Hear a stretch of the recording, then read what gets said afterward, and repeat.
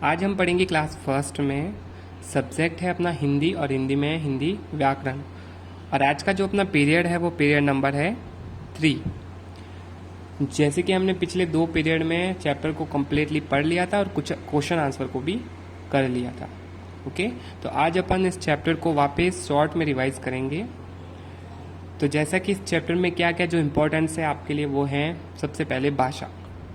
जैसे कि नाम का जो चैप्टर का नाम ही है भाषा, तो भाषा मतलब भाषा वह होता है जिसमें आप या तो लिख कर या बोल कर अपने जो विचार होते हैं वो दूसरों तक पहुंचाते, तो उसे अपन भाषा कहते हैं, जिसे अपन ने सिंपल लैंग्वेज में समझ लिया है। मतलब अपन कहे तो या तो लिख कर या बोल कर किसी तक अपनी बात को पहुंचाना, ये भाषा है।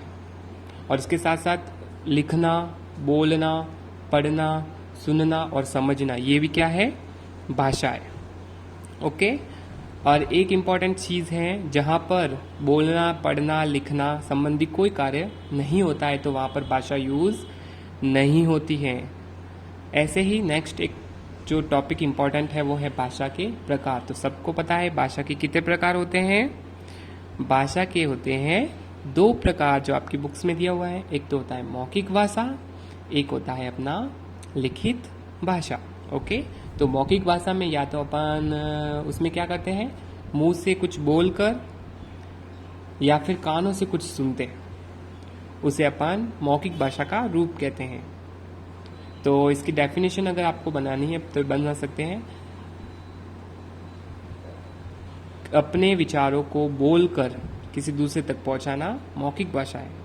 लिखित भाषा में अपने विचार लिख कर किसी तक पहुंचाना, ये लिखित भाषा है। लिखित भाषा में क्या, या तो कुछ लिखा जाता है या कुछ पढ़ा जाता है, वह लिखित का रूप वही है भाषा का लिखित रूप। अपन ने जैसे कई क्षेत्रों के नाम भी पढ़े थे जहाँ पर अलग अलग तरह की भाषा बोली जाती है। जैसे पंजाब में पंजाबी, गुजरात में गुजराती, उड़ीसा में जो उड़िया भाषा बोली जाती है, इसी तरह आंध्र प्रदेश में जैसे तेलुगु भाषा बोली जाती है, उत्तर प्रदेश में हिंदी बोलते हैं, अपने राजस्थान में भी हिंदी भाषा बोलते हैं। तो अपन ने ये अपने इसमें सीख लिया था। और एक इम्पॉर्टेंट फैक्ट ये था कि हमने सीखा था कि हमारी जो राजभाषा है और जो राष्ट्रभाषा है वो अपनी कौन सी है, हिंदी।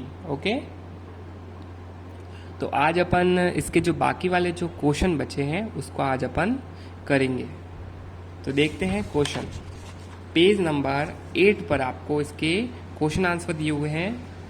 प्रश्न नंबर घ दिया हुआ है जिसमें लिखा हुआ है निम्नलिखित प्रश्नों के उत्तर लिखिए। मतलब आपके उसको प्रश्न को उत्तर को लिखना है। तो सबसे पहला फर्स्ट क्वेश्चन दिया हुआ है, भाषा किसे कहते हैं। तो हम ये इसका जो डेफिनेशन हो सकता है वो सिंपल है, अपने विचारों को लिखकर या फिर बोलकर दूसरों तक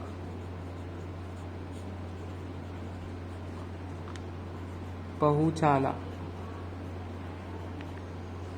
क्या कहलाता है, भाषा। पहुंचाना, अपने विचारों को लिखकर या बोलकर दूसरों तक पहुंचाना भाषा कहलाती है। ओके, तो ये इसका आंसर हो गया। नेक्स्ट है भाषा के कितने रूप है। आपको इसमें सिर्फ रूप का पूछा है कितने, ऐसा नहीं पूछा है कि उसका नाम भी लिखो। तो सेकंड क्वेश्चन है भाषा के कितने रूप है, तो भाषा के 2 रूप है, तो इसका जो शॉर्ट आंसर है 2। थर्ड क्वेश्चन, पंजाब और ओडिशा में कौन सी भाषाएं बोली जाती है। तो पंजाब में आपको पता है पंजाबी, पंजाबी और ओडिशा में उड़िया। कौन सी भाषा बोली जाती है, उड़िया। ओके, व्याकरण किसे कहते हैं, आपको पता ही है, जो हमें शुद्ध लिखना, बोलना और पढ़ना सिखाता है। तो वह शास्त्र, इसकी जो डेफिनेशन वो सिंपल में लिखा है, वह शास्त्र जो हमें शुद्ध लिखना, पढ़ना बोलना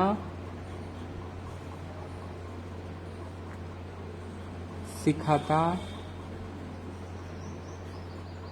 है उसे क्या कहते हैं?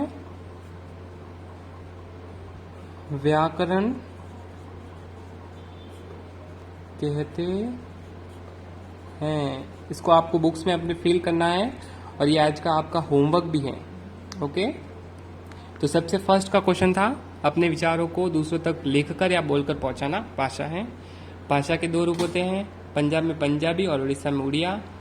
और जो व्याकरण है वो वह शास्त्र है एक तरह का जो हमें शुद्ध लिखना पढ़ना बोलना सिखाता है, उसे व्याकरण कहते हैं। ये मैंने इसकी सिंपल वाली मतलब एकदम जो सिंपल डेफिनेशन जो आपको बच्चों को जल्दी से याद हो वो मैंने आज लिखवाई है।